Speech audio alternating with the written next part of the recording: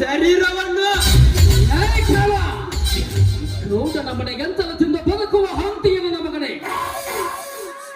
ನನ್ನ ರುಂಡ ಹೋದರೂ ನಿಮ್ಮಂತವರ ಕೈಯಲ್ಲಿ ಗಂಟನಾಗಿ ಸಾಯುತ್ತಾನೆ ವಿನಃ ಗಂಡನಾಗಿ ನಿಮ್ಮಂತವರ ಕೈಯಲ್ಲಿ ಸಾಯಲಾರೆ.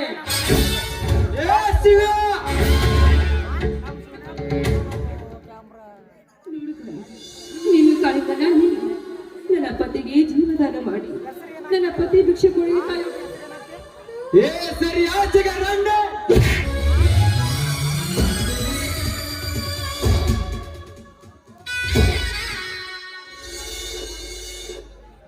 ನಮಗೆ ದೊರಕದೆ ನೀವೀಗ ಹೊಲ ಬಿಟ್ಟು ಹೋಗದಿದ್ದರೆ ನಿನ್ನ ಕೊರಳಿಗೆ ಬರುವುದು ನಿನ್ನ ಗಂಡನ ಕೊರಳಿನ ತಂದೆ.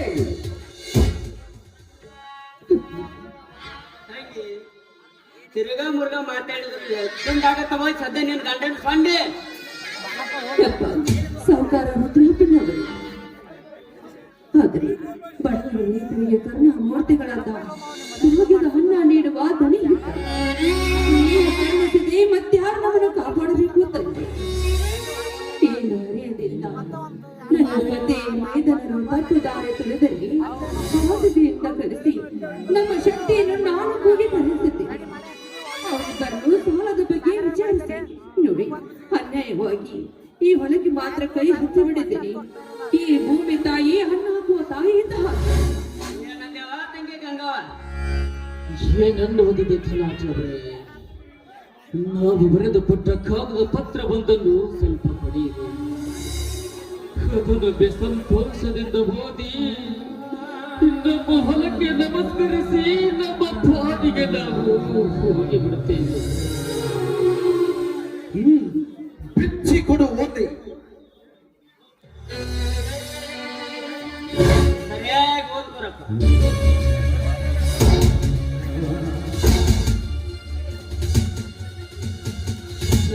ಸೌಕಾರ ನನಗೆ ಸಾಲದ ಬಗ್ಗೆ ಬರೆಸಿಕೊಟ್ಟ ಖರೀದಿ ಪತ್ರ.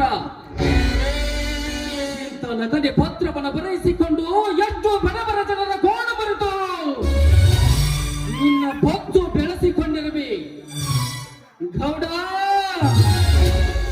ಅನ್ಯಾಯವಾಗಿ ನೀ ನನ್ನ ಪ್ರಾಣ ತೆಗೆಯಬಹುದು, ಆದರೆ ಇಂಥ ನಗದಿಯ ಪತ್ರಕ್ಕೆ ನಾನೆಂದಿಗೂ ಅವಕಾಶ ಕೊಡಲಾರೆ.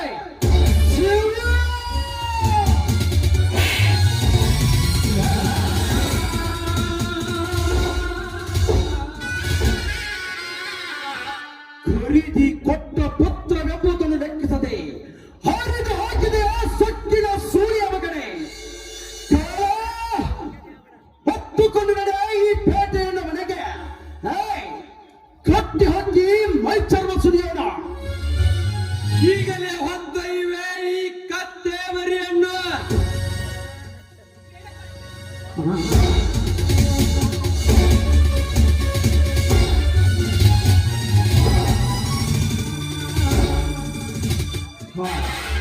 ತಲಾಟಿಯವರೇ, ನೀವೊಂದು ಎತ್ತು ಹೊಡೆದುಕೊಳ್ಳಿ, ನಾನೊಂದು ಎತ್ತು ಹೊಡೆದುಕೊಂಡು ಹೋಗುತ್ತೇನೆ.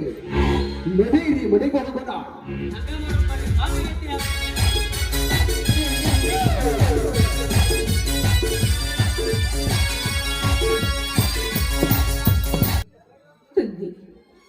ಗುರುಶಂಕರ, ಎಂತ ಸಂಕಟ ಸಮಯದಲ್ಲಿ ನೂಕಿದೆಯಾ ನಮ್ಮನ್ನು.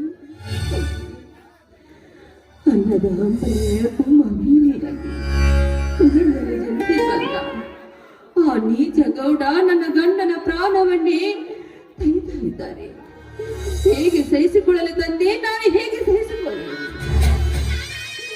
ಇನ್ನು ಮುಂದಿನ ಜೀವನ ಹೇಗುತ್ತದೆ?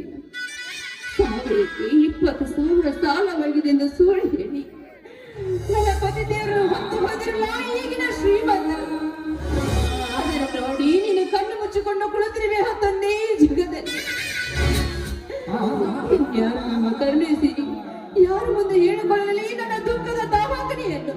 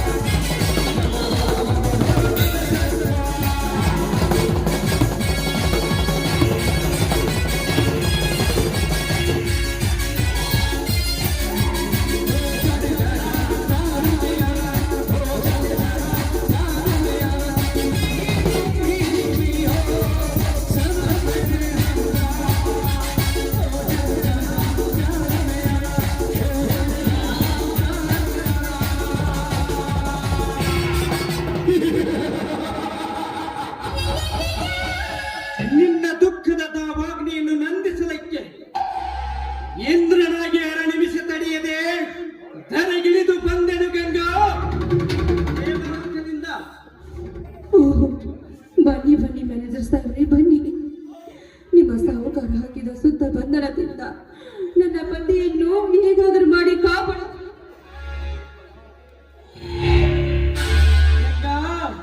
ಯಾವುದನ್ನು ತಿಳಿಯದೆ ಆ ನಿಮ್ಮ ಸಾಹುಕಾರ ದುರಾಲೋಚನೆಯ ದುರ್ಬುದ್ಧಿಯೊಳಗಾಗಿ ಹೊಂಚು ಹಾಕಿ ನಮ್ಮ ವಂಶವನ್ನೇ ನಿರ್ವಂಶ ಮಾಡಬೇಕೆಂದು ಹೊಂಚು ಹಾಕ್ತಾ ಇದ್ದಾರೆ. ಹೇಗಾದರೂ ಮಾಡಿ ನನ್ನ ಪತಿಯನ್ನು ಕಾಪಾಡುತ್ತೀರಿ ನಿಮ್ಮ ಪಾಪ. ತಲೆ ಬೀಸಿ ಹಿಡಿದ ಬೇಟೆಗಾರನಿಗೆ ಈಗಿಷ್ಟು ತಿಳಿಸಿ ಹೇಳುವುದೇ ಗಂಗಾ.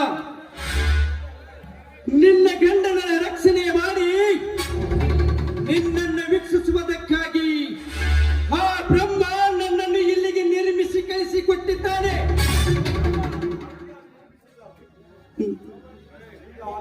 ಈಗ ಗೌಡ ನಿರ್ಮಿಸಿದ ಮಾಯಾ ಪಂಜರವನ್ನು ಸೆರೆಬಡಿದು ನಿನ್ನ ಪತಿಯನ್ನು ಪಾರ್ ಮಾಡುವುದೇ ನನ್ನ ಕೆಲಸ. ಈಗ ನೀನು ನನ್ನ ಮಾತಿಗೆ ಒಪ್ಪಿ ನಡೆದರೆ ಮಾತ್ರ. ಅಂದರೇನು ನಿಮ್ಮ ಮಾತಿನ ಅರ್ಥ? ಇಷ್ಟು ತಿಳಿಯದಿಲ್ಲವೇ ನಿನಗೆ? ನಕ್ಷತ್ರಗಳ ಹೆಸರಿನಿಂದ ಉದಯಿಸಿ ಬರುವ ಮೇಘರಾಜನ ಹಣೆ ಹನಿ ರಾಶಿಯೇ. ಹಣೆ ಹನಿ ರಾಶಿಯಿಂದ ತೃಪ್ತಿಪಟ್ಟು ಅಂತೃಷ್ಟವಾಗಿ ಸುಖ ಹೊಂದಿದಂತೆ ಇಂದು ನೀನು ಕೂಡ, ಅಂದ್ರೆ ನಿನ್ನ ತಾಯಿ ಕೂಡ ಬಾಯಿ ಮುಚ್ಚೋ ಮಂಗ. ಗೌಡನ ಹೆಂಚಲ ದಾಸಿಗಾಗಿ ಬದುಕಿ ನಾರಿಯರ ಸೀಲದ ಬಂದ ಮಾಡಲು ನಿಂತ ನೀಚಾತ್ಮ ನೀನು. ಮಹಾಗರ್ತಿ ಗಂಗಮ್ಮನ ಕೊರಳಲ್ಲಿ ಪತಿಯೇ ಪರಮಾತ್ಮನ ಮಂಗಲ ಸೂತ್ರವಿದೆ. ಚೆನ್ನಾಗಿ ಕಣ್ಣು ತೆರೆದು ನೋಡು. ಮಂಗಲ ಸೂತ್ರ ಗಂಗುಲಾಬಿಯಂತಿರುವ ನಿನ್ನ ಕೊರಳಿಗೆ ಅರ್ಪಿತವಾಗುವುದು ಆ ನಿನ್ನ ಗಂಡನ ಸೂತ್ರವಲ್ಲ, ಈ ನಾಗರಾಜನ ಸೂತ್ರ. ಹಿಡದ ಬೆನ್ನತ್ತಿ ಕಾಡುವ ಗೌಡನ ಬಲೆಯಿಂದ ಪಾರಾಗಬೇಕೆನ್ನುವ ಇಚ್ಛೆ ನಿನಗಿದ್ರೆ, ತಪ್ಪಿ ಮೈಸುಕ ನೀಡುವಿನೆಂದು ಆಸೆ ನಿನಗಿದ್ರೆ, ಕಾಸಿಯಾಗಿ ಈಗ ನೀ ಬಂದ ಬೆಳವೆ ಈ ನಾಗರಾಜನ ಬಲೆಯಲ್ಲಿ. ಅಂದ್ರೆ ಆ ಗೌಡನ ಜೊತೆಗೂಡಿ ನೀನು ಸಹ ಇಂತ ಕೆಟ್ಟ ಕೆಲಸ ಮಾಡ್ತೀಯ? ಮಾಡುವುದಷ್ಟೇ ಅಲ್ಲ ಗಂಗಾ, ಮಾಡಿ ಮುಗಿಸೇ ತೀರೆಂದು ಆ ನನ್ನ ಗೌಡ ನಿನ್ನಲ್ಲಿಗೆ ಕಳಿಸಿಕೊಟ್ಟಿದ್ದಾನೆ. ಏನೀಗ ನಿನ್ನ ಹಠವನ್ನೇ ಸಾಧಿಸಿದ್ದಾದ್ರೆ ಇಲ್ಲದ ನೆಪ ಹೇಳಿ ನಿನ್ನ ಬಲಗೈಯಾಗಿರುವ ನಿನ್ನ ಮೈದುನನೊಬ್ಬನನ್ನ ಗೌಡನ ಮನೆಗೆ ಹೊತ್ತು ತರಿಸಿ ಅಣ್ಣ ತಮ್ಮರಿಬ್ಬರನ್ನು ಕಂಬಕ್ಕೆ ಕಟ್ಟಿ ಚರ್ಮ ಸುರಿದು ಪೀಠ ಪುರುಷನಾಗಿ ನಾನಿನ್ನ ಅಂಗಸಕ ಪಡೆಯುತ್ತೇನೆ. ಅಕ್ಷರ ಏನಂದೆ ನೀನು? ನನ್ನ ಮೈದನ ಹೊತ್ತು ಹೊಯ್ಯುವ ಗಂಡಸ್ತನ ನಿನಗಷ್ಟೇ ಯಾಕೋ? ಆ ಗೋಡಪ್ಪನ ಎಂತೆಂತರಿಗೆ ಇಂದಿಗೂ ಸಾಧ್ಯವಿಲ್ಲ ಅಂತ ತಿಳಿದುಕೋ. ನನ್ನ ಮೈದನ ಹಿಂಡು ಕುರಿ ಹಾಲು ಕುಡಿದು ಗಂಡು ಗಚ್ಚಿ ಹೋಗಿ ನಿಮ್ಮಂತ ಬಂಡರಿಗಾಗಿ ಗಂಡುಗಳು ಹಿಡಿದಿದ್ದಾನೆ ಆ ನನ್ನ ಮೈದನ. ಎಲ್ಲೋ ನೀಚ ನಾಗರಾಜ, ನಾನು ಹೇಳುವ ಬಂಡತನದ ಮಾತಿನಿಂದ ತಿಳಿದುಕೊಂಡು ನೀನೇನಾದ್ರೂ ಒಂದು ಹೆಜ್ಜೆ ಮುಂದೆ ಇಟ್ಟಿದ್ದೆ ಆದ್ರೆ ಹೆಜ್ಜೆ ಕಿಳದ್ರೊಳಗಾಗಿ ನಿನ್ನ ರುಂಡ ಮುಡಿದಿಂದ ಹೊರಬರೋದು ಬಲೆ ಹತ್ತರ. ಅಕ್ಷರ ಲೇ ಎಚ್ಚರ ಹೇಳುವ ಹುತ್ತು ಶಿವನ ಸೋಳೆ. ಕಳ್ಳ ಕಟ್ಟಿದ ತಾಳಿ ತರ ನಿನ್ನ ಮೈದನೊಬ್ಬ ಒಂದು ಬಡ ಬಿಕರಿ ಹೆಣ್ಣಿಗೆ ತಾಳಿ ಕಟ್ಟಿದ ಮಾತ್ರಕ್ಕೆ ಹೊಂಡನ ಗಂಡನೆಂದ ಹಗಳಬೇಡ. ಬೇಸಿಯರ ಪಾಸಿ ಹಾಕಿಕೊಂಡು ಒಂದು ಹೆಣ್ಣಿಗೆ ಮೋಸ ಮಾಡಿ ಮದುವೆಯಾದ ಅವನು ಒಬ್ಬ ಗಂಡಸೇ. ವೇಷದ ಪಾಸು ಹಾಕಿಕೊಂಡು ಬಂದವಳು ನನ್ನ ತಂಗಿ ಹೆಮನಾಲ, ಆ ನಿನ್ನ ತಾಯಿ. ಲೇ ಕೆಟ್ಟ ಸೊಳೆ, ನಿನ್ನ ತಾಯಿ ಗಂಗೆ, ಪವಿತ್ರ ನದಿಯಾಗಿರುವ ಗಂಗೆ ಯಮುನೆಯ ಹೆಸರಿನಲ್ಲಿ ಬಾಳಬೇಕೆಂದಿರುವ ಏಸಿ ಹನ್ನೆ ಕೆಸರಿನ ಕಮಲದಲ್ಲಿ ಉದಯಿಸಿ ಬಂದ ನನ್ನ ತಾಯಿಗೆ ನಿಂದೆಯ ನುಡಿಯಾಡುವಿಯ ರಂಡೆ. ನೂರಾರು ಚಂದುಳ್ಳಿ ಚೆಲುವೆಯರ ಪರಿಮಳ ಹೀರಬೇಕೆಂದಿರುವ ಈ ದುಂಬೆಯಂತ ನಾಗರಾಜನಿಗೆ ಕ್ಷಣಿಕವಾಗಿ ಮಾತನಾಡಿದರೆ ವಿಷಕಾರಿ ಹರಬಿಡುವೆ ನಿಮ್ಮನ್ನು. ಆ ನಿನ್ನ ವಿಷಕಾರಿ ನಮ್ಮನ್ನ ಕಲ್ಪವಶ ಮಾಡಿದರು. ಈ ಬಿಟ್ಟ ವಿಷದಿಂದ ಆ ಜನರಿಗೆ ಅಮೃತ ನೀಡಲು ಬಂದೇ ಬರ್ತಾನೆ ನನ್ನ ಗಂಡ. ಅಷ್ಟೇ ಅಲ್ಲ ಕಣು, ಅಮೃತಕ್ಕಾಗಿ ಸಮುದ್ರ ಮಥನ ಮಾಡುವಾಗ ಸರ್ಪ ಬಿಟ್ಟು ವಿಷದಿಂದ ಜಗತ್ತೇ ನಿರ್ಮೂಲವಾಗುತ್ತದೆ ಎಂದು ಶಿವಶಂಕರ ಬಂದು ವಿಷ ಕುಡಿದ. ವಿಷ ಕಂಠನ ಆದದಕ್ಕೆ ಈ ಮಾತು ಸಾಕ್ಷಿ. ಸೂಳೆಗೇನು ಗೊತ್ತು? ಅದೇ ಶ್ರೀಮದ್ಭಾಗವತದ ಕಥೆ. ಸೂರ್ಯ ಮಗನಿಗೇನು ಗೊತ್ತು? ಶ್ರೀಮಂತನ ಹಾವತನ ಕಥೆ. ಮಾತಿಗೆ ಮಾತು ಬೆಳೆಸಿ ಕೃಷ್ಣನ ಜಾದೋಟ ತರಬೇಡ ನನ್ನ ಮುಂದೆ. ನಿನ್ನ ಗಂಡ ನನ್ನ ಮಾತನ್ನು ಮನ್ನಿಸಿ ನಿನ್ನ ಗಂಡ ಮೋಸಿಸಿದ ಆ ಚಂಡ ಸಂಪಿಗೆಯ ಹೂವು ನನ್ನ ಅಡಿಗೇರಿಸಿ ಪೂಜಿಸು. ಇಲ್ಲದಿದ್ದರೆ ಈ ನಾಗರಾಜ ಕಾಳಿಂಗ ಸರ್ಪವಾಗಿ ನಿನ್ನ ಮೈ ಸುತ್ತಿ ಹಾಕಿ ಮುಡಿಗೆ ಕೈ ಹಾಕಿ ನಿನ್ನ ಸುಗಂಧ ಹೀರಬೇಡ ಈ ನಿರ್ಜನವಾದ ಕಾಡಿನಲ್ಲಿ.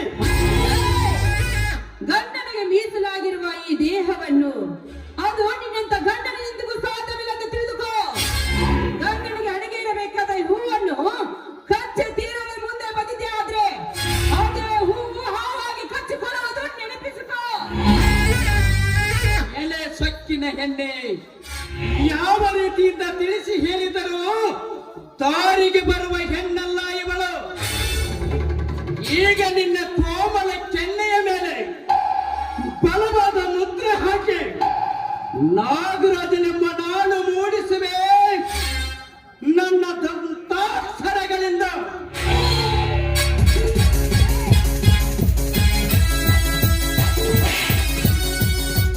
ಕೈ ಬಿಡೋ ರಾಕ್ಷಸ. ಈ ಹೆಣ್ಣು ಒಲಿದರ ನಾರಿ ಮುನಿದರ ಮಹಾಮಾರಿಣದ ಮಾತ್ರ ನೀನು ಮರೆಯಬೇಡ. 33 ಕೋಟಿ ರಾಕ್ಷಸರನ್ನ ಸಂಹಾರ ಮಾಡಿದಳು ಆ ಜಗನ್ಮಾತೆ ಆಗಿರುವಳು ಒಂದು ಹೆಣ್ಣು. ಅಂತ ಹಾಗೆ ಶುಂಭ ನಿಶುಂಭರಂತೆ ನೀನು ನನ್ನನ್ನು ಮುಟ್ಟಲು ಬಂದಿದ್ದೆ ಆದ್ರೆ ನಿನ್ನ ಹನಿಯಲ್ಲಿ ಮೂಡಿಸಿವೆ ನನ್ನ ಚಪ್ಪಲಿ ಎಂಬ 3 ಅಕ್ಷರಗಳು. ಗಂಗೆ, ಲೇ ಕನ್ನಡ ನಾಡಿನ ಹಿರಿಗರತೆ, ಬ್ರಹ್ಮನಿಗೂ ಮಗಳಾಗಿ ಹುಟ್ಟಿ ಬಂದ ಸರಸ್ವತಿ ಬ್ರಹ್ಮನಿಗೆ ಹೆಂಡತಿಯಾದಳು. ಅವಳವ ಮಹಾಗರತಿ ಗಂಡನನ್ನು ಉಣ್ಣು ಮಲಗಿಸಿ ಗಂಡನೊಡನೆ ಸರಸವಾಡಿ ಗಂಡನೆದುರಿಗೆ ಬಣ್ಣದ ಮಾತು ಹೇಳುವ ನೀನಾವ ಮಹಾಗರತಿ. ಗಂಡನನ್ನು ಉಂಡು ಮಲಗಿಸಿ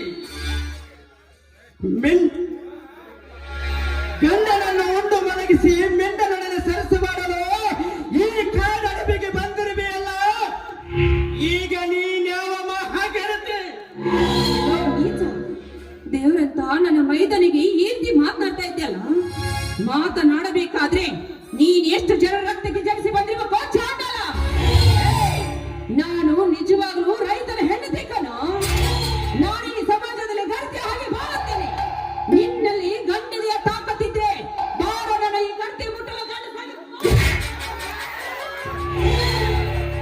ಗಂಗೆ, ಮುಗಿಯಿತು ನಿನ್ನ ಮಡಕೆಯ ಕಥೆ.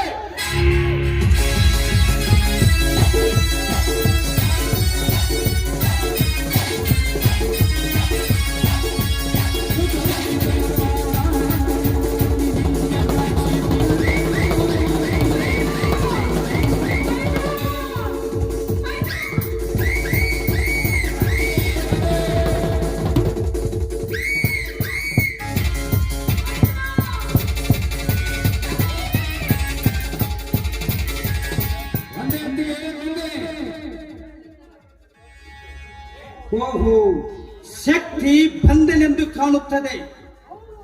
ನಾನು ಇಲ್ಲಿಂದ ಪಾರಾಗಲೇಬೇಕು.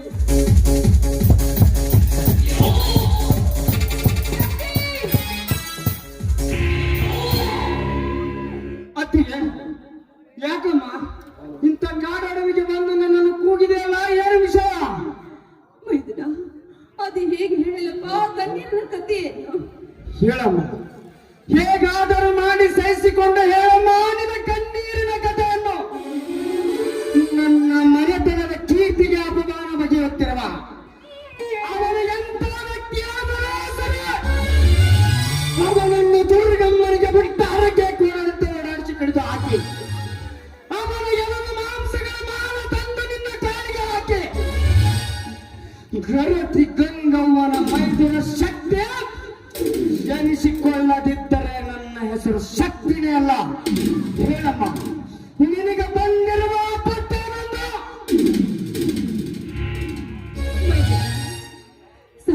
20,000 ಸಾಲವಾಗಿದೆ ಎಂದು ಸುಳ್ಳು ಹೇಳಿ ಹೊಲವನ್ನು ಬರೆಸಿಕೊಂಡು ಈ ಹೊಲವನ್ನು ಬಿಟ್ಟು ಹೊರಗೆ ಹೋಗೆಂದು ಆ ಗೌಡ ಹೋಗಿದ.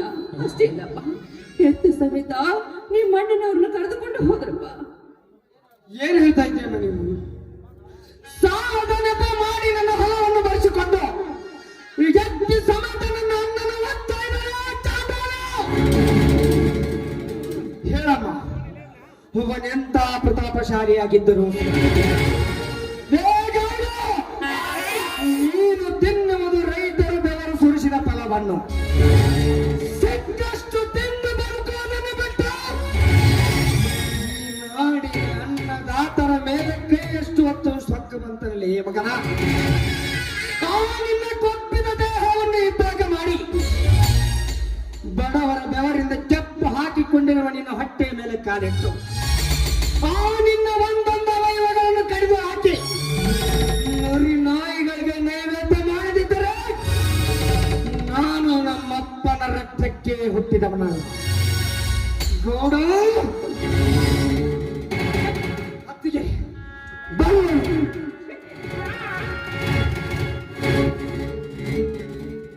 ಹಂಗರೆ ಏನತ್ತಿಗೆ ನಿನ್ನ ಮಾತಿನ ಅಣ್ಣನನ್ನು ನನ್ನಿಂದ ಬಿಡಿಸಿ ತರುವುದಿಲ್ಲ, ಸಾಧ್ಯವಿಲ್ಲ ಎಂದು ತಿಳಿದುಕೊಂಡಿರುವೆ. ನನ್ನಮ್ಮ, ನನ್ನ ಅಣ್ಣನನ್ನು ಎಂತ ದುರ್ಗಮ್ಮ ಸ್ಥಾನದಲ್ಲಿ ಬಚ್ಚಿಟ್ಟಿದ್ದರೂ ಸರಿ, ಜನರಿಗೆ ಬಂದವರೇ ಬಚ್ಚಿಳಿ ಅಣ್ಣನನ್ನು ಅದಕ್ಕೆ ಈ ಪರಸು ಒಂದೇ ಸಮನೆ ಆತರುತ್ತೀರಿ. ನನ್ನ ಹೃದಯದಲ್ಲಿ ಪ್ರಜ್ವಲಿಸುವ ಜ್ವಾಲೆಯ ಕಿಡಿ ಆಗೈತೆ. ಆ ಗುಂಪಿನ ಒಬ್ಬೊಬ್ಬರು ರುಂಡವನ್ನು ಕತ್ತರಿಸಿ ನನ್ನ ಅಣ್ಣನನ್ನು ಬಿಡಿಸಿ ತರದಿದ್ದರೆ ನಾನು ಜಾರಣಿಯ ಮಗನೆಂದು ಇಡೀ ಸಮಾಜವೇ ಕೇಕಾಗಲೇ ಒತ್ತಿಗೆ ನಾನು ಬರುವೆ. ಗೌಡ, ಮುಗಿದ್ರೆ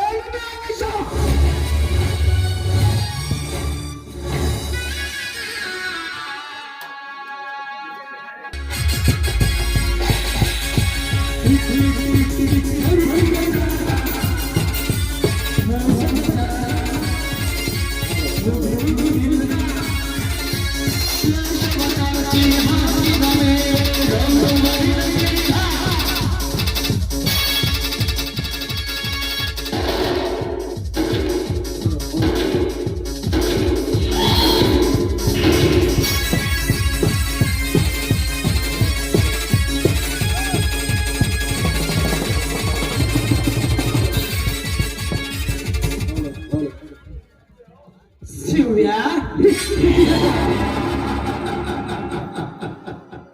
ಹುಲಿ ಹಾಲು ಕುಡಿದು ಬದುಕಬೇಕೆಂದಿರುವ ನೀನು ಇಂದು ಇದೇ ಹುಲಿ ಬಾಯಲ್ಲಿ ಬಂದು ಸಿಕ್ಕು ಬಿಟ್ಟೆಯಲ್ಲ. ಒಳ್ಳೆಯ ಮಾತ್ರದಲ್ಲಿಗೆ ಬರ್ತಕ್ಕಂಥ ಹಣ ಕೊಡುವೆಯೋ ಇಲ್ಲ ಅದೇ ಹಣದಲ್ಲಿ ಹೊಲ ಕೊಟ್ಟಿದ್ದರೆಂದು ಸರಿಯಾಗಿ ಹೋಗುವೆಯೋ?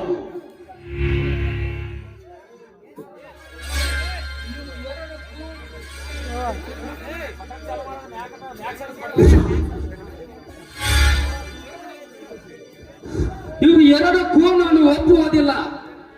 ಒಪ್ಪುತ್ತಿದ್ದರೆ ಹೊತ್ತಿಗೆ ಲತ್ತೆ ಬೆಕ್ಕಿನಿಂದ ಚೋಟಿ ಹೊಟ್ಟಿನ ಮಾತು ಹೊಡಿಸಬೇಕಾಗುತ್ತೆ.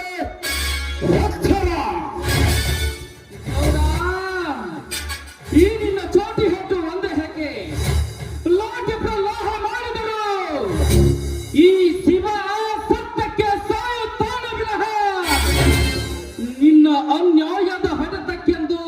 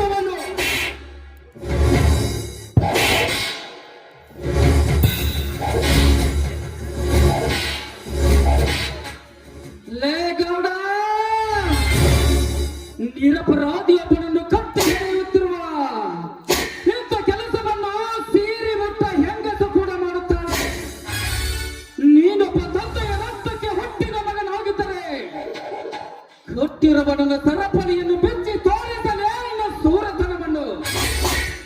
ಈ ರೀತಿ ಕಟ್ಟಿ ಹೊಡೆಯುವುದು ಹೇಡಿಗಳ ಲಕ್ಷಣ.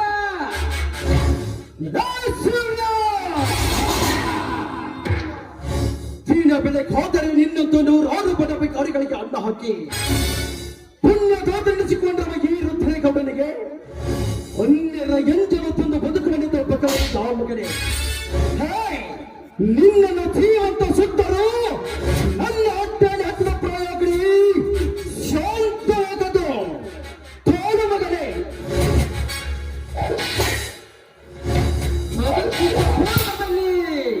ನಿನ್ನ ಅಂತಿಮ ಮಾತು ಯಾವಾಗಬಹುದು? ನಿನ್ನ ಪದರಿನಲ್ಲಿ ಗಂಟಿಟ್ಟಿಕೋ. ನನ್ನನ್ನು ಎದುರು ಹಾಕಿಕೊಳ್ಳುವ ಕಂಡು ಯಾವುದು ಇಲ್ಲವೆಂದು ನೀನು ನಿನ್ನ ಗಂಟಲಿ ಪದು ಹಾಕಿಕೋ. ಈ ಕಾಳಿಗೆ ಸರ್ಪದಂತೆ ಹೊಡೆದಾಡಬೇಡ ಮಗನೇ. ಒಂದು ವೇಳೆ ಈ ಹುಡುಗೆ ಬಲಿ ಹಾಕುವೆನೆಂದು ಬಂದರೆ ಮುಂದೆ ಆಂಗ್ಲರ ಕೈಯಲ್ಲಿ ಸಿಕ್ಕ ಸಂಗೊಳ್ಳಿ ರಾಯಣ್ಣ, ಸಿಂಧೂರ ಲಕ್ಷ್ಮಣ, ಮತ್ತೆ ಮಹಾತ್ಮ ಗಾಂಧೀಜಿ ಎಂದಾಗುವುದು ನಿನ್ನ ಸ್ಥಿತಿ. ಅವರಂತೆ ಸತ್ತು ಹೋಗುವುದು ನಮ್ಮ ನಾಡಿನ ವೀರರ ಕೆಲಸ. ಹೇಡಿಯಾಗಿ ಮೋಸ ಮಾಡಿ ಕೊಲ್ಲುವುದು ನಿನ್ನಂತ ಹೇಡಿಯ ಕೆಲಸ. ಗೌಡ, ನಾಡಿಗಾಗಿ ಪ್ರಾಣಾರ್ಪಣೆ ಮಾಡಿದಲ್ಲೇ, ಆಂಗ್ಲರ ಜೊತೆ ಹೋರಾಡಿ ನಾಡಿಗಾಗಿ ಪ್ರಾಣಾರ್ಪಣೆ ಮಾಡಿದಲ್ಲೇ ಇಂದಿಗೂ ಅವರ ಹೆಸರು ಭಾರತದ ಭೂಪಟದಲ್ಲಿ ಅಚ್ಚಳಿಯದೆ ಉಳಿದಿದೆ, ಸುವರ್ಣ ಅಕ್ಷರದಲ್ಲಿ. ಇದಲ್ಲದೆ ಮಹಾತ್ಮ ಗಾಂಧೀಜಿಯವರು ಅದೇ ಆಂಗ್ಲರ ಜೊತೆ ಹೋರಾಡಿ ಸ್ವಾತಂತ್ರ್ಯ ಪಡೆಯದಿದ್ದರೆ ಇಂದಿಗೂ ನೀನು ಅವರ ಗುಲಾಮನಾಗಿ ಬಾಳುತ್ತಿದ್ದಿ. ಇಂದು ಸ್ವತಂತ್ರನಾಗಿ ಜೀವಿಸುತ್ತಿರುವ ನೀನು ಅವರ ಹೆಸರಿಗೆ ಕಳಂಕ ತಂದು ಹೊರಕೀಯರ ರಕ್ತಕ್ಕೆ ಹುಟ್ಟಿದವರಂತೆ ಮಾತನಾಡಿದರೆ ನೀನೊಬ್ಬ ಆದರಕ್ಕೆ ಹುಟ್ಟಿದವನೆಂದು ಈ ಸಮಾಜಕ್ಕೆ ಕೈ ಎತ್ತಿ ಹೇಳ್ತೀನಿ.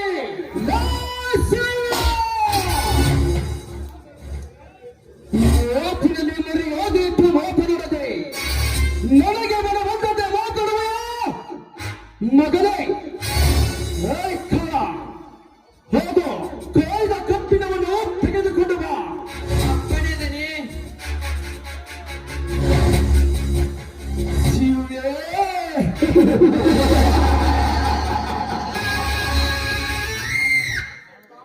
ನಿನ್ನಂಥ ವೀರರಿಗೆ ಜನ್ಮ ನೀಡಿದ ಈ ಜನ್ಮಭೂತನಿಗೆ ಹಾದರಕ್ಕೆ ಹುಟ್ಟಿದವನೆಂದು ಮಗಳಯ್ಯ ಮಗನೇ.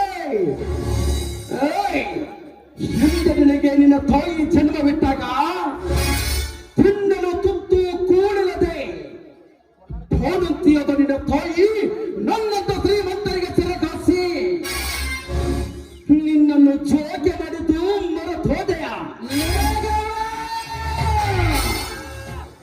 ಪವಿತ್ರವಾದ ನನ್ನ ತಾಯಿಗೆ ಕೆಟ್ಟದಾಗಿ ಮಾತನಾಡಿ ನನ್ನ ಉರಿಯುತ್ತಿರುವ ಹೊಟ್ಟೆಗೆ ಮತ್ತಷ್ಟು ತುಪ್ಪ ಚೆಲ್ಲಿದೆಯ ಮಗನೇ. ನನ್ನನ್ನು ಕಟ್ಟಿ ಅಪಮಾನ ಮಾಡುವುದಕ್ಕಿಂತ ಮುಂಚಿತವಾಗಿ ನನ್ನನ್ನು ಬಚ್ಚಿ ತೋರಿಸಲೇ ನಿನ್ನ ಸೋರತನವನ್ನು. ನಾನೇ ತೋರಿಸುವೆ ನಾನ್ಯಾರೆಂಬುದನ್ನು.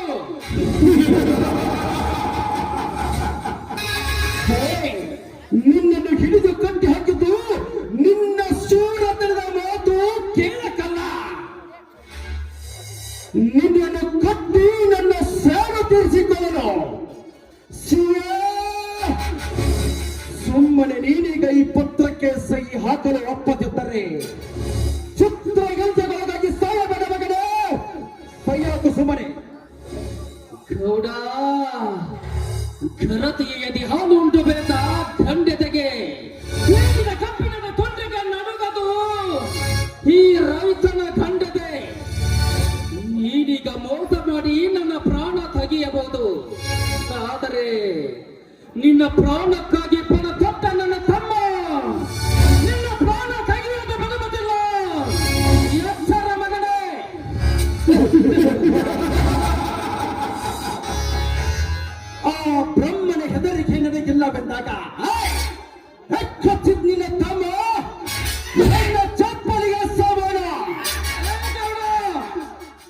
ನಿನ್ನ ಹೊಟ್ಟೆಗೆ ಅದೇ ಚಪ್ಪಲಿಯ ಹೇಟು ಹಾಕಿಸಿ ಕೋಟ್ಯಾಂತರ ಹಣ ಗಳಿಸಿಟ್ಟು ನಿನ್ನ ಹೊರಮನೆಗೆ ಬೆಂಕಿ ಇಟ್ಟು ಅದೇ ಬೆಂಕಿಯಲ್ಲಿ ನಿನ್ನನ್ನು ಸುಡಲಿಕ್ಕೆ ಸಿದ್ಧವಾಗಿ ನಿಂತಿದೆ ನನ್ನ ತಮ್ಮನೆಂಬ ಮಗವೇರಿದ ಕೋಣ.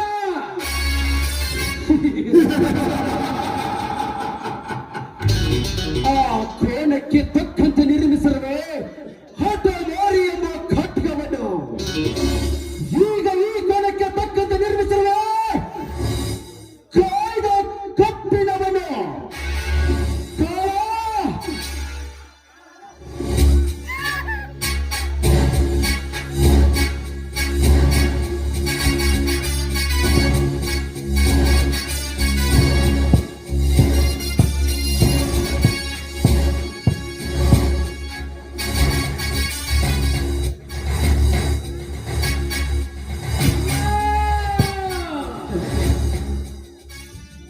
ಅಮ್ಮ ಎಲ್ಲಿದ್ದಾರೋ ನಿನ್ನಮ್ಮ? ಎಲ್ಲಿದ್ದಾನೋ ಮತವೇರಿದ ನಿನ್ನ ತಮ್ಮ? ಸರಿಯಾಗಿ ಹಿಡಿದು ನಿಲ್ಲಿಸು.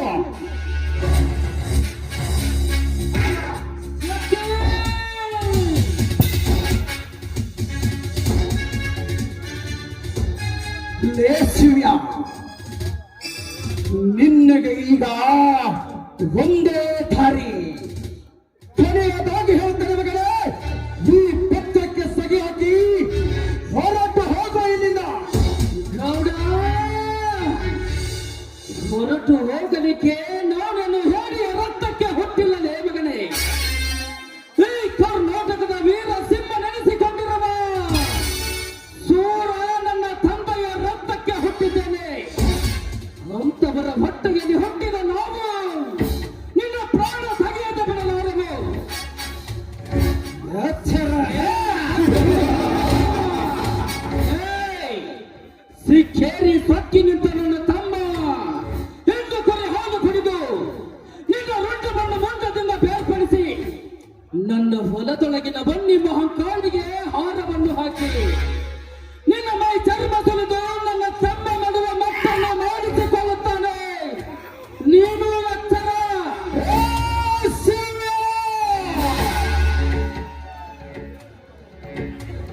ಈಗ ನಿನ್ನ ತಮ್ಮ, ನಿನ್ನ ತಮ್ಮ ಬದುಕಿದರವೇ ನನ್ನ ಚೆಂಡು ಕಡಿಯುವುದು.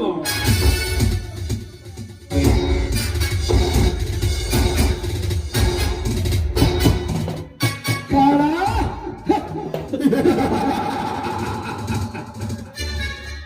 ಹೋಗಿ ಬರೆದುಕೊಂಡು ಬಾರೆ.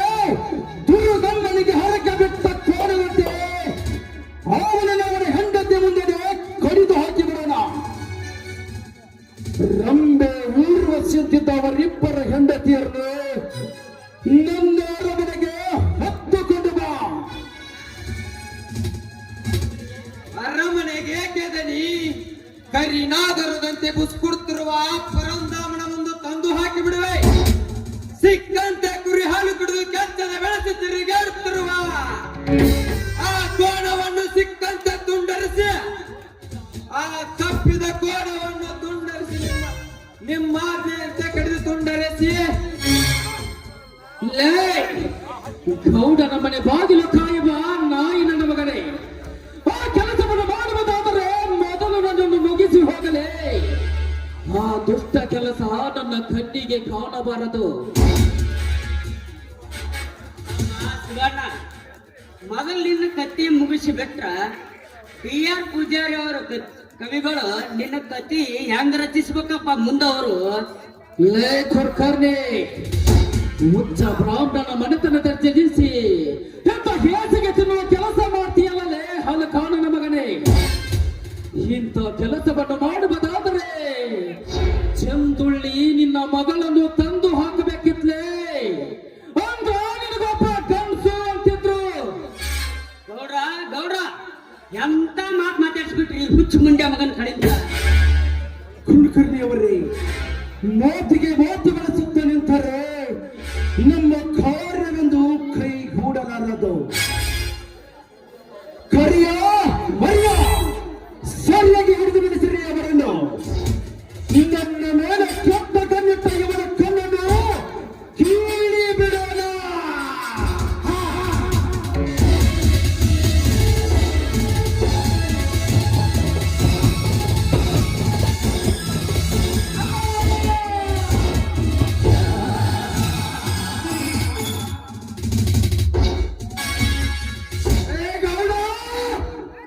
ಸೂರಾದಿ ಸೂರರ ಸಾಲಿನಲ್ಲಿರುವುದು ಸೋಲಿಲ್ಲದ ಸಿಂಧೂರ ಲಕ್ಷ್ಮಣನಾಗೆ, ವೀರಾದಿ ವೀರರ ಸಾಲಿನಲ್ಲಿರುವುದು ಕ್ರಾಂತಿಯ ಸಂಗೊಳ್ಳಿ ರಾಯನಾಗಿ, ರಾಜಾದಿ ರಾಜರ ಸಾಲಿನಲ್ಲಿರುವುದು ರಾಜವೀರ ಮದಕರಿ ನಾಯಕನಾಗಿ, ಒಟ್ಟಾರೆ ಸಕಲ ಜೀವಿ ರಾಶಿಗಳಿಗೆ ನಾನು ಒಡೆಯನೆಂದು ಮೆರೆಯುತ್ತಿರುವ ನಿನ್ನ ಅಟ್ಟಹಾಸದ ಕೆಟ್ಟ ದರ್ಪಕ್ಕೆ ಹತ್ತ ಕಾಲ ಆಗಲೆಂದು ಬಂದಿರುವೆ ಸಿಡಿದತ್ತ ಸಿಂಹದ ಪುರುಷನಾಗಿ.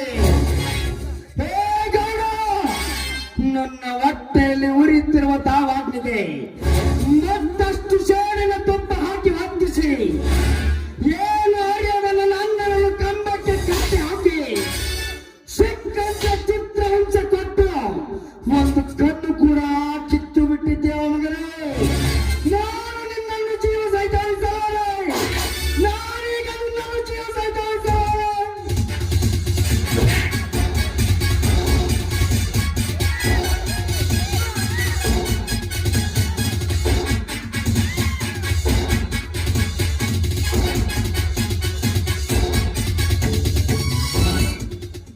ಕ್ರೋಧ ಮಾಡಿದ್ರೆ ಶಕ್ತಿ, ಕ್ರೋಧ ಮಾಡಿದಿ ಕರಿಯ ಮರಿಯ ಹಿಡಿದು ಕತ್ತಲ ಈ ಮಗನನ್ನ.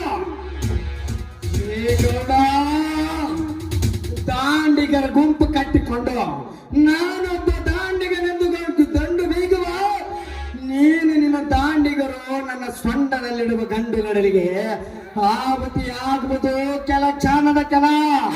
ಹೇ ಗೌಡ, ಈ ಕೆಳಗಿದ ಕೇಸರನ್ನು ಕಟ್ಟಿ ಯಾರು ತಡೆದಿಲ್ಲ, ನನಗೆ ಯಾರು ತಟ್ಟಿ ನಿಂತಿಲ್ಲ ಎನ್ನುವ ಅಂಬತನದಿಂದ ಮೆರೆಯಬೇಡ. ನಾನು ನನ್ನ ಕೋಪಾಗ್ನಿ ಸೀಮೆ ದಾಟಿ ನಿನ್ನಂತ ಪುಣ್ಯದ ಪ್ರಚಂಡನ ಪಾಲಿಗೆ ತೊಡೆ ತಟ್ಟುತ್ತೇನೆ ಮಗನೇ. ತಿಂಡೆ ಇದ್ದರೆ ಬಾರಲೇ ಬಾ. ಲೇ ಗೌಡ, ಈ ಕೆರಳಿದ ಕೇಸರಿಯನ್ನು ಕಟ್ಟಿ ಹಾಕಲಿಕ್ಕೆ ನಿನಗೂ ಸಾಧ್ಯವಿಲ್ಲ, ನಿಮ್ಮಪ್ಪನಿಗೂ ಸಾಧ್ಯವಿಲ್ಲ. ಈ ನಿಮ್ಮ ಆಳಿಗೆ ಎಂದಿಗೂ ಸಾಧ್ಯವಿಲ್ಲ. ಬಡ್ಡಿ ಮಕ್ಕಳ ಗೌಡನ ಎಂಜಲು ತಿಂದು ಕೊಬ್ಬಿ ನಿಂತ ನಾಯಿಗಳೇ, ಹರಿಯದ ಹುರುಪಿನಲ್ಲಿ ಹಣದಾಸೆಗಾಗಿ ನಿಮ್ಮ ಹೆಣ್ಣಂದಿರನು ಈ ನೀಚ ಗೌಡನಿಗೆ ಸೆರಗು ಹಾಸಿದೆಯಲ್ಲ. ನೀನಂತ ಹೇಳಿ ನನ್ನ ಮಕ್ಕಳು ಹುಟ್ಟಿನಲ್ಲಿ ಈ ನಮ್ಮ ತಾಯ್ನಾಡಿನಲ್ಲಿ ಈಗ ಏನು ಅರಿಯದ ನನ್ನ ಅಣ್ಣನನ್ನು ಕಂಬಕ್ಕೆ ಕಟ್ಟಿ ಹಾಕಿ ಸಿಕ್ಕಂತ ಚಿತ್ರಹಿಂಸೆ ಕೊಟ್ಟು ಒಂದು ಕಣ್ಣು ಕೂಡ ಕಿತ್ತು ಹುಟ್ಟಿರುವರೆ ಅದನ್ನು ನೋಡಿ ನಾನೀಗ ನಿಮ್ಮನ್ನು ಸುಮ್ಮನೆ ಬಿಡುವುದಿಲ್ಲ.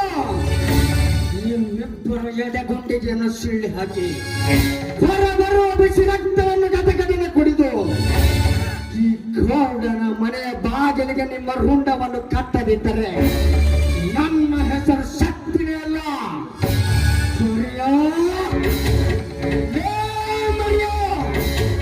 ಮುಗಿದ್ರಲೇ ನಿಮ್ಮ ಆಯಸ.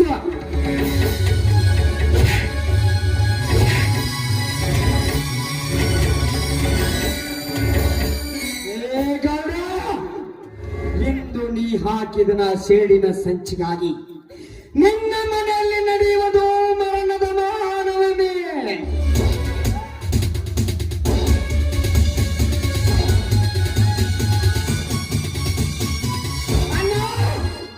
ಇನ್ನೂ ತೃಪ್ತಿ ಆಗಿಲ್ಲ ನಾನನ್ನೇ ಮನಕ್ಕೆ. ಹೌದಣ್ಣ, ತುರಿಯ ಹಾಲು ಕುಡಿದು ಮಟ್ಟ ಕುರುವನೆಸಿಕೊಂಡಿರಲ್ಲ ಈ ಸತ್ಯ ಚಿಕ್ಕಂತೆ ಸೊಕ್ಕಿಗೇರಿ ನಿಂತಿದೆ.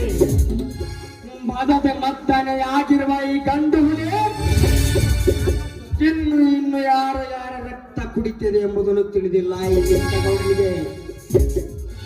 ಏನೇ ಗೌಡ, ಏನು ಅರಿಯದ ನನ್ನನ್ನು ಕುಂಬಕ್ಕೆ ಕಟ್ಟಿ ಹಾಕಿ ಚಿತ್ರಹಿಂಸೆ ಕೊಟ್ಟು ನನ್ನ ಅಣ್ಣನ ಕಣ್ಣು ಕಿತ್ತಿ ನಮ್ಮ ಜೀವನವನ್ನು ಹಾಳು ಮಾಡಿದೆ. ನಾನೀಗ ನಿನ್ನನ್ನು ಸುಮ್ಮನೆ ಬಿಡುವುದಿಲ್ಲ. ನಾನೀಗ ನಿನ್ನನ್ನು ಸುಮ್ಮನೆ ಬಿಡುವುದಿಲ್ಲ. ಗೌಡ, ಮುಗೀತಿಲೇ ನಿನ್ನ ಆಸೆ. ನೆನೆಸಿಕೋ ನಿನ್ನ ಮನದವರನ್ನು.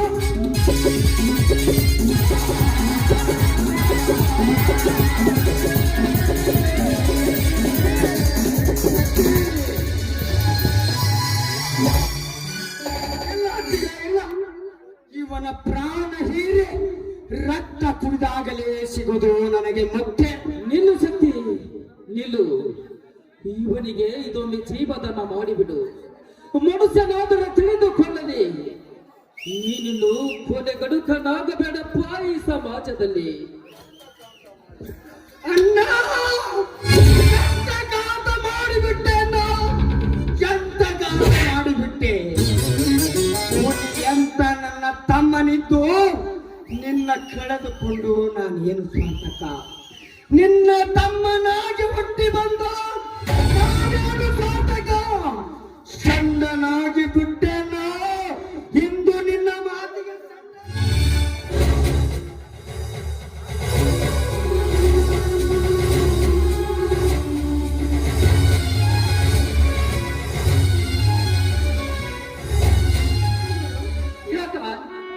ಮಲಗೇನೋ ಹೋಯ್ತು. ನಾವ್ ಇಲ್ಲಿ ಯಾಕಿರ್ಬೇಕು? ನಂದು ಹೋಗ್ತೈತಪ್ಪ ಯಪ್ಪ, ನಾವಲ್ಲಿ ಇಲ್ಲ. ನನ್ನ ಕಣ್ಣು ಕಳೆದುಕೊಂಡು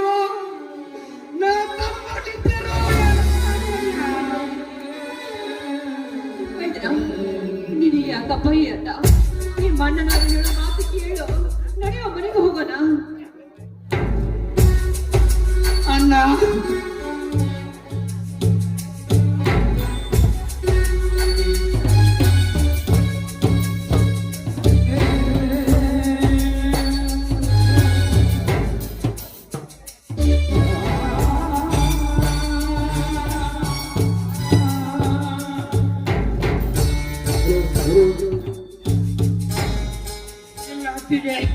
ನಾನೆಂದಿಗೂ ಮನೆಗೆ ಬರಲಾರೆ. ಅಣ್ಣನ ಕಣ್ಣು ಕೆತ್ತಿ ಚಾಂಡಾಲನ ಎಡೆಗುಂಡಿಯನ್ನು ಸೀಳದೆ ನಾನೆಂದಿಗೂ ಮನೆಗೆ ಬರಲಾರೆ.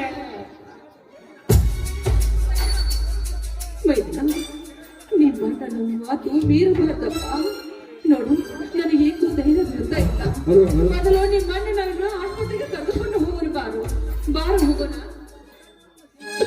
ನಡೆಯುತ್ತಿದೆ. ನಿಮ್ಮ ಮಾತಿನೆಂದಿಗೂ ಮೀರಿದವನಲ್ಲ.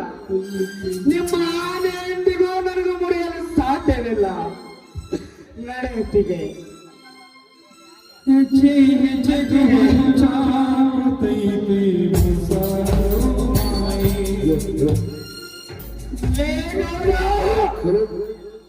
ಅಪ್ಪನಿಗೆ ಒಬ್ಬ ಹುಟ್ಟಿದ ಮಕ್ಕಳಾಗಿ ದುಡಿದು ತಿನ್ನುವ ಹೊಲದ ಮೇಲೆ ಮುಂದರಿಗೆ ಹುಟ್ಟಿದ ಮಗನೆಂದು ಕಲ್ಲು ಹಾಕಿದ ನಿನ್ನ ದೌಲತ್ತಿಗೆ ನಿನ್ನ ಈ ಕ್ಷಣದಲ್ಲೇ ಉತ್ತರ ಕೊಡುತ್ತಿದ್ದೆ. ಬಲು ಜೋಕೆ ಹೋತಿ ಆಸೆ ಗತಿಗೇಡು ಎಂಬುವುದನ್ನು ಅರಿಯದೆ ಎರವರ ಬದುಕನ್ನು ಬಾಚಿಕೊಂಡು ತಿನ್ನುವ ನೀನೊಬ್ಬ ಶ್ರೀಮಂತ. ನಿನ್ನ ದಾಂಡಿಗರೆಲ್ಲರೂ ನನ್ನ ಅಂಗಾಲು ನೆಚ್ಚುವ ಸೇವಕರು. ಎಲೆ ನಮ್ಮಂತವರ ಆಸ್ತಿಯನ್ನು ಲಪಟಾಯಿಸಿ ಮೆರೆಯುತ್ತಿರುವ ನೀನೊಬ್ಬ ಗಂಡಸೇನೋ ನಮ್ಮ ಮಾತನ ಬೋಳಿಯ ಮಗನೇ. ಆದರೆ ನ್ಯಾಯಾಲಯವೇ ನನ್ನ ಮಾವನ ಅಣ್ಣನ ಮನೆ. ಮನ ಗೊತ್ತಂತ ಆಟ ಆಡಿಸುವ ಧರ್ಮದ ಯುದ್ಧ ಕೆತ್ತು ನಿನ್ನ ಕರ್ಮದ ಆಟವನ್ನೇ ಸಮಾಜಕ್ಕೆ ತೋರಿಸಲೆಂದೇ ಬಿಟ್ಟು ಹೋಗುತ್ತಿದ್ದೇನೆ. ಅಚ್ಚರ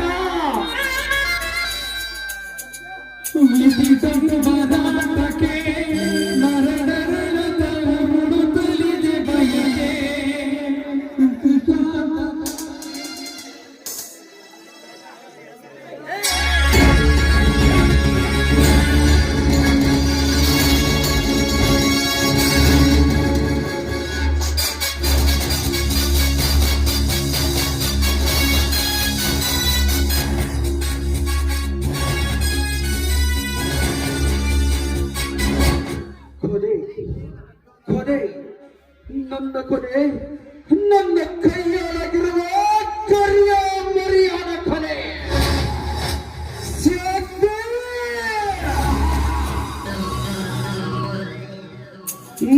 ಇದನ್ನು ಕಾಲಕ್ಕೆ ಮರೆದು ಹೋದೆ ಮಗನೇ.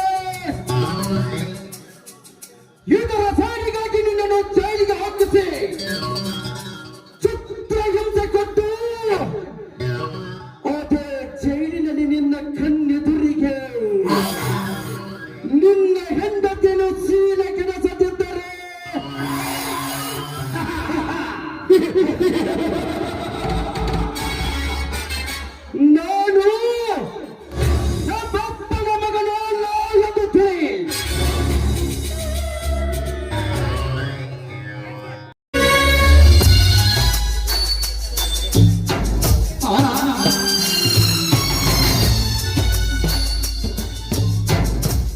ಆಸೆಗಳ ಲೋಕದಲ್ಲಿ ಕಥೆಗಳು ಬರೆದ ಜೀವನದ ಪುಟಗಳಲ್ಲಿ ವ್ಯಥೆಗಳು ಬದುಕೆ ಒಂದು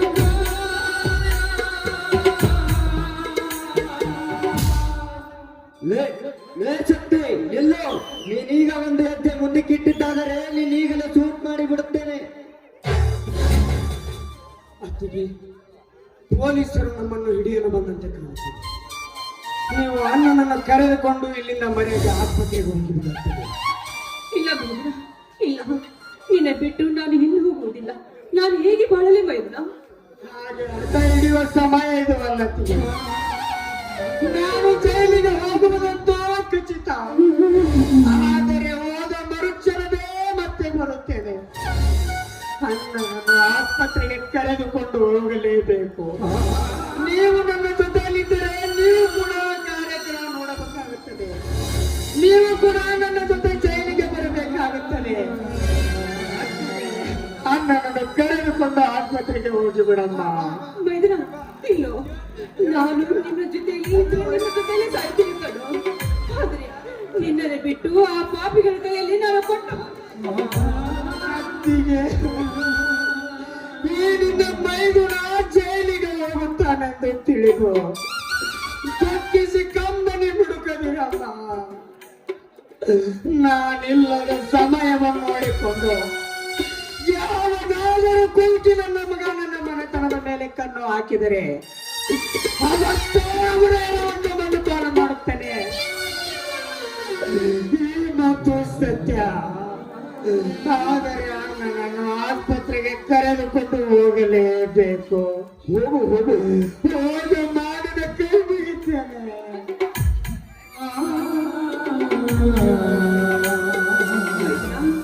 ಇಲ್ಲಿ ಬಾರಪ್ಪ, ನಾವು ಎಲ್ಲಾದರೂ ಬರೀ ಆಗುವುದು ಬರಲ್ಲ.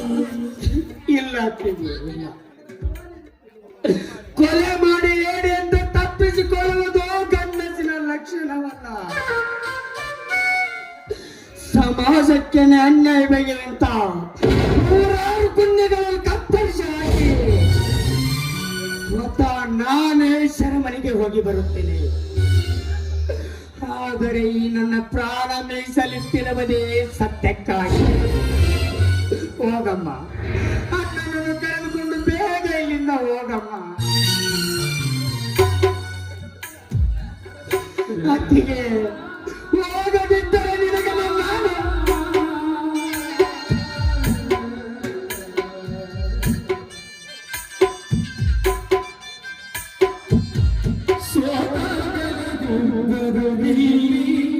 ಇನ್ನೊಬ್ಬರು ಗೆಲ್ಲುವರು. ಇದೇ ಯೋಗ, ಇದೇ ಭಾಗ್ಯ, ಇದು ಬಂದಿದೆ. ಕೈ ಆಸೆಗಳೆಲ್ಲ ಅಣ್ಣನ ಹೂಗಳೆಲ್ಲ. ಇದೇ ಸತ್ಯ, ಇದೇ ಸತ್ಯ. ಕಾಂಜಿ ಪಿಂಜಿ ಸೋನು ಬರಾಕತ್ತಾರ.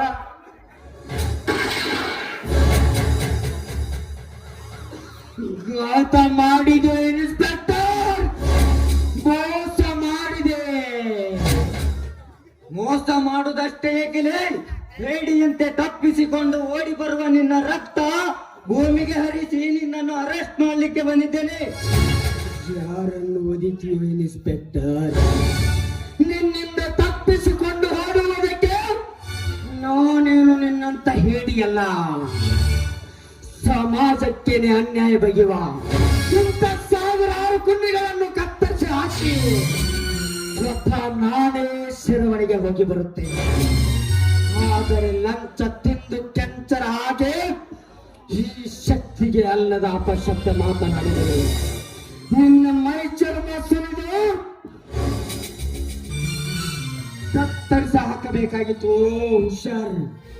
ಆದರೆ ನೀನೊಬ್ಬ ಕಾನೂನು ಕಾಪಾಡುವ ಪೊಲೀಸ್ ಇನ್ಸ್ಪೆಕ್ಟರ್ ಅಂತ ಸುಮ್ಮನೆ ಬಿಡ್ತಾ ಇದ್ದೀನಿ. ನನಗೆ ಎದುರು ಮಾತನಾಡುವೆ ಆ ಬದ್ಮಾಸ್ ನನ್ನ ಮಗನೇ. ಅರೆಸ್ಟ್ ಮಾಡಿ ಇವನನ್ನು.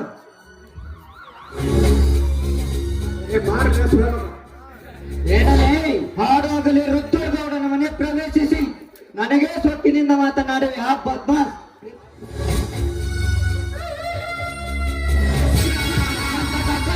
ಇದೇ ಪೊಲೀಸ್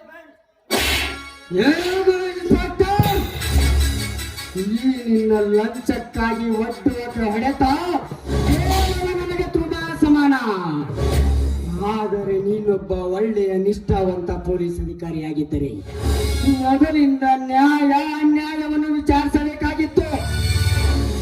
ಏನು ಅರಿಯದ ನನ್ನ ಅಣ್ಣನನ್ನು ಕಂಬಕ್ಕೆ ಕಟ್ಟಿ ಚಿತ್ರಹಿಂಸೆ ಕೊಟ್ಟು ಕಣ್ಣು ಕೇಳುವಾಗ ಎಲ್ಲಿ ಹೋಗಿತ್ತೋ ಈ ನಿನ್ನ ಪೊಲೀಸ್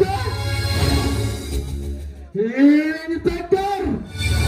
ಅಂದು ನಿನ್ನ ಪೊಲೀಸ್ ಸ್ಟೇಷನ್ ಎದುರುಗಡೆನೆ ಗಂಡುಳ ಗಣತಿಯಾದವರನ್ನು ಶೀಲಗೆಡಿಸಿ ಕೊಲೆಗೈದನಲ್ಲ ಈ ನೀಚಗೌಡ. ಆಗ ಎಲ್ಲಿ ಹೋಗಿತ್ತೋ ಈ ನಿನ್ನ ಪೊಲೀಸ್ ಮ್ಯಾನ್? ಪರರ ಹೆಂಡಂದಿರನ್ನು ರಂಡೆತನ ಮಾಡಿ ನಾಗ ಗಂಡನೆಂದು ಮೆರೆಯುತ್ತಿದ್ದಾನಲ್ಲ ಈ ನೀಚಗೌಡ. ಆವಾಗ ಎಲ್ಲಿ ಹೋಗಿತ್ತೋ ಈ ನಿನ್ನ ಪೊಲೀಸ್ ಬೆಲ್ಟು? ಅದನ್ನೆಲ್ಲ ಕಾಲ ಕೆಳಗೆ ಹಾಕಿ ಕುಳಿತು ಈ ಗೌಡ ಕೊಟ್ಟ ಲಂಚದ ಆಸೆಗಾಗಿ ಈ ಕೊಟ್ಟ ಪರೀಕ್ಷೆ ತಾಯಿಯನ್ನು ಲಂಚಕ್ಕಾಗಿ ಕೈ ಒಡ್ಡಿಸಿದೆಯಲ್ಲ ನೀನೆಂತ ಬಂದ ಸೂಳೆಯ ಮಗ. ಇನ್ಸ್ಪೆಕ್ಟರ್, ಎಂಥ ಅವಮಾನದ ಮಾತು! ಬೇಕೆ ಎಳೆದುಕೊಂಡು ನಡೆಯಿರಿ ಇವನನ್ನು. ಗೌಡ